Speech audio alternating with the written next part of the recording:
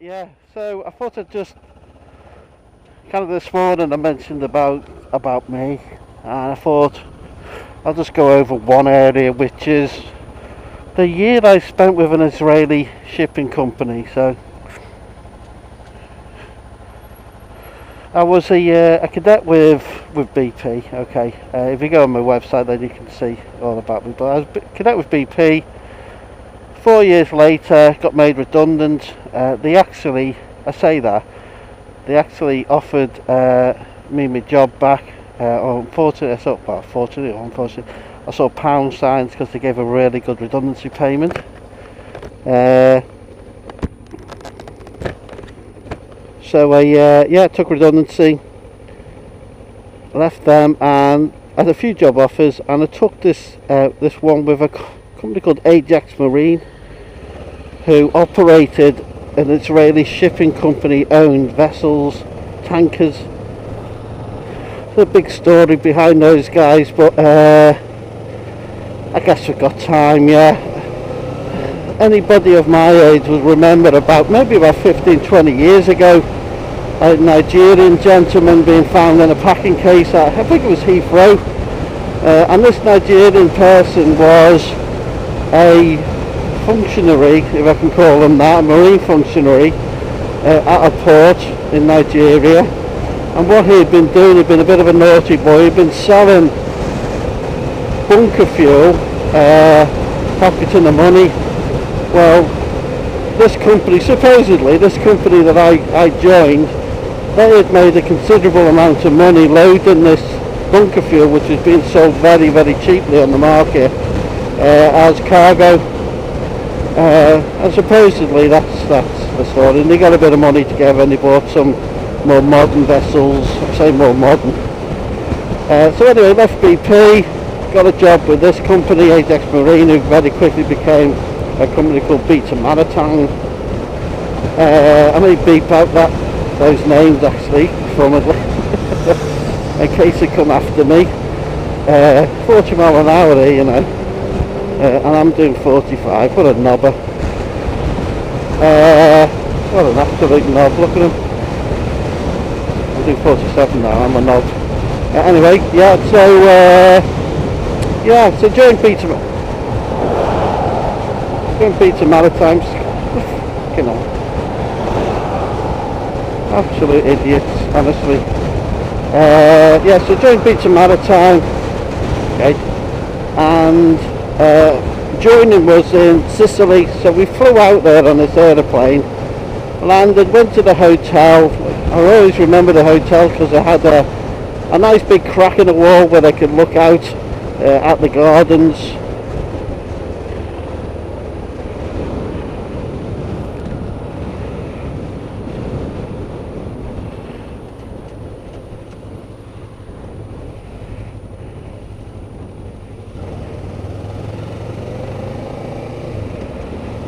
We look out at the gardens.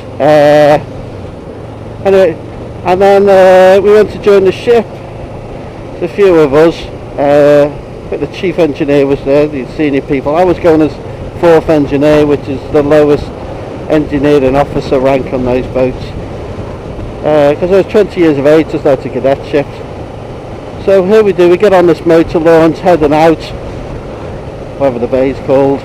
And I was looking around thinking, look, I don't care which boat it is so long as it's not that one, because there was one boat which stuck out like a sore thumb. It was just a rusty, crappy, and of course inevitably the boat just headed towards it and headed towards it and we started to pull alongside it, and I thought, please God, this is just going to be, you know, an absolute nightmare. And as we were pulling alongside, I heard, "Hello, Brian." And I looked up, and who was the third mate but one of the cadets I'd just sailed with on my last trip in Shell. So of course that makes you feel a lot better then. Got on board. The deck was like a cobblestone street, and I kid you not, there was so much, you know, rust pits in the deck. It was just shocking, absolutely shocking. You know, this is a tanker carrying low flash products as well. So, which are really dangerous. We're just not concentrating on riding at the moment. I'm not that bad a rider, honestly. I'm just not concentrating enough.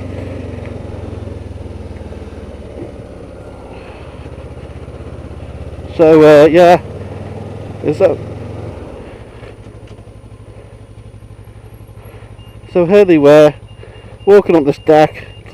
You know, things like walkways with big rust holes in them. So eventually got into the accommodation.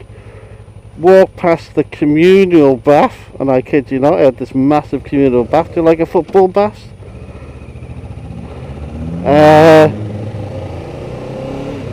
And into the room, the fourth engineer's room, and they were lying on the floor with two guys in the boiler suits, dirty boiler suits, which, you know, was absolutely not allowed in BP.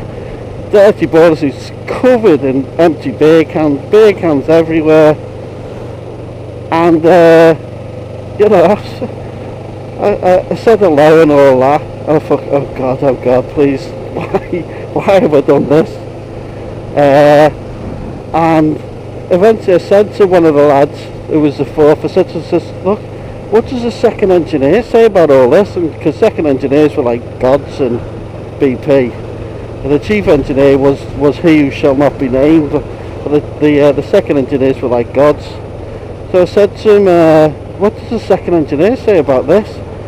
And the other lad said, I'm not really bothered, you know. So, oh God.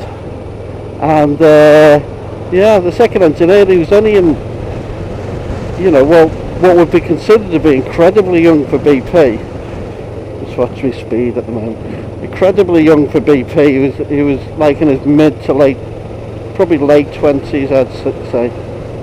Chief engineer was only just in his 30s. It's a really young crew.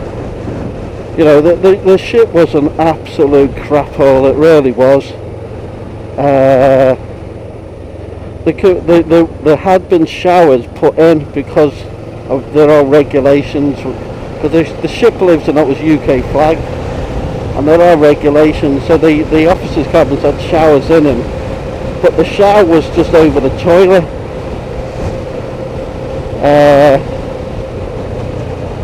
Which was actually quite useful, because you used to work so hard on this vessel that you would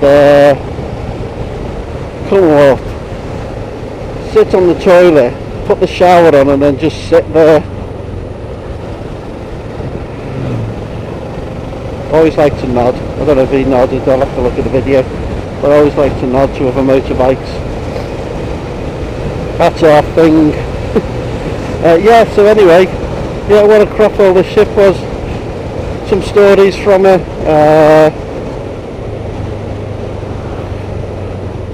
Just trying to think of a few.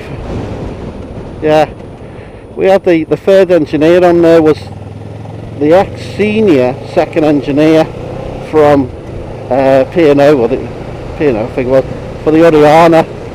And anybody knows the Oriana, she was the hospital ship down the Falklands, and he got made, he was encouraged to retire, let me put it that way. And he said he was a true dinosaur, this bloke.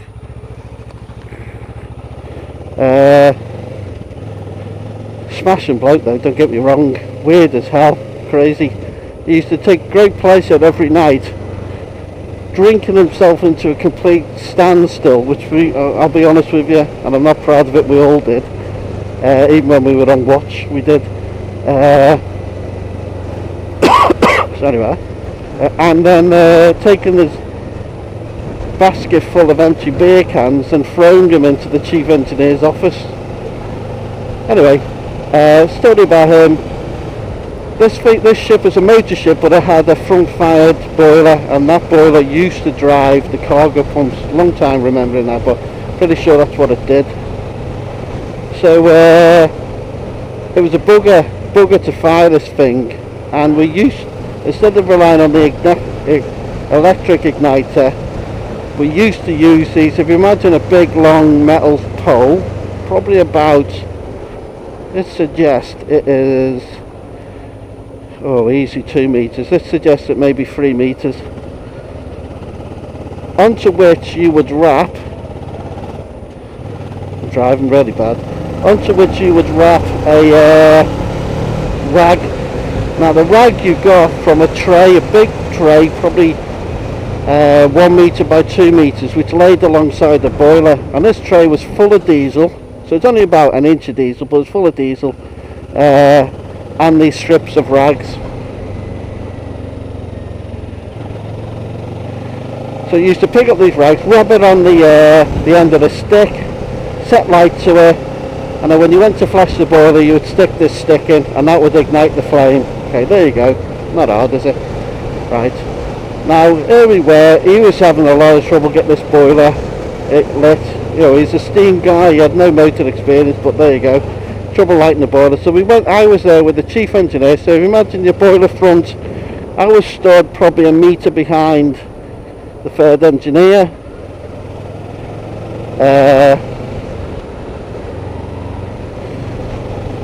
And then about 2 metres behind me was, no, other way around, the chief engineer was about a metre behind the third engineer, and I was about 2 metres behind the chief, with me back against the stairs that led away from the boiler front. So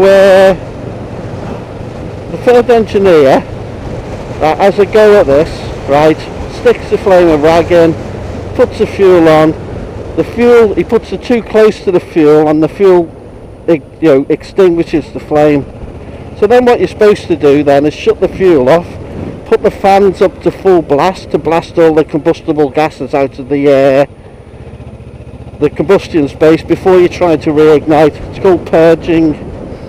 What does he do is he just pulls this extinguished flame out, sets light to the rag, and sticks it back in the boiler. So in the meantime the burner has been spewing loads and loads and loads of gas oil into the boiler, and it's just one massive bomb. When he went to put it back in, I did shout to him, stop, but of course he was deaf as a blank, this bloke, and in it goes. There's massive explosion, right, contained within the boiler fortunately, but there's a massive explosion. The front of the boiler panted, kind of like a balloon, blew out and then going back in again. And I went to run up the stairs, 20-year-old lad, crapping myself. In the meantime the chief had somehow magically managed to sorry, I just need to concentrate here. Magically managed to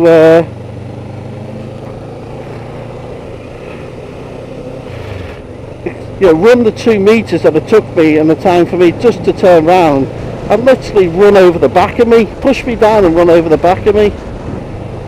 Left me spread eagled on the floor, on the stairs, bottom of the stairs. Meanwhile the third, wondering what the hell we were all whinging about, right, had taken out this flaming rag and threw it into the tray of diesel alongside him with all the other rags.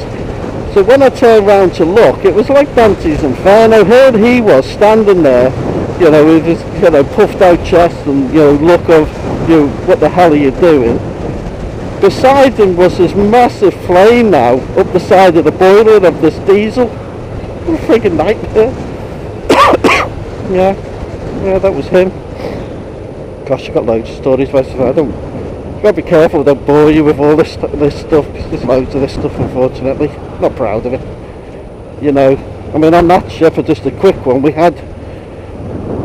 it was what was called London Pool Crew.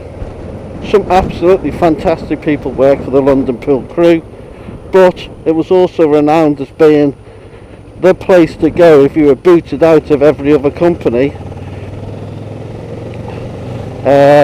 because you'd always get a job. So London Pool Crew.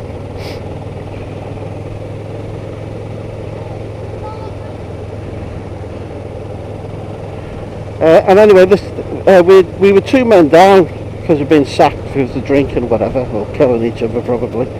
And we got a phone call from the airport, from the agent, saying there's a guy here, right, he's your new PO, He is completely comatose. Right, do you still want him to come down to the vessel? And the old man had to say, yeah, because we're 2 guys down. We're below our minimum manning certificate. If you don't send him, we can't sail. So down this guy comes. And when he came, the only way we could safely get him on the ship was in a cargo net. So when he came in on this cargo net, and this guy, he sailed with us sort of, I don't know, a month before we could dump him, or 2 weeks, or something stupid like that. And I don't think he sobered up. I mean, I used to quite regularly pass him in the alleyway, and he'd be crying his eyes, he'd just be leaning against the bulkhead crying his eyes out, no reason, just, you know, he wasn't sad. He was just plastered. And I'm sure he never sobered up in the whole journey. He probably got home, woke up one morning and thought, Christ almighty, 2 weeks have gone by, what the hell happened there? So yeah, that'll be enough for now, I think. I'll tell you about the fall guy, he's a funny one. Anyway, okay, right.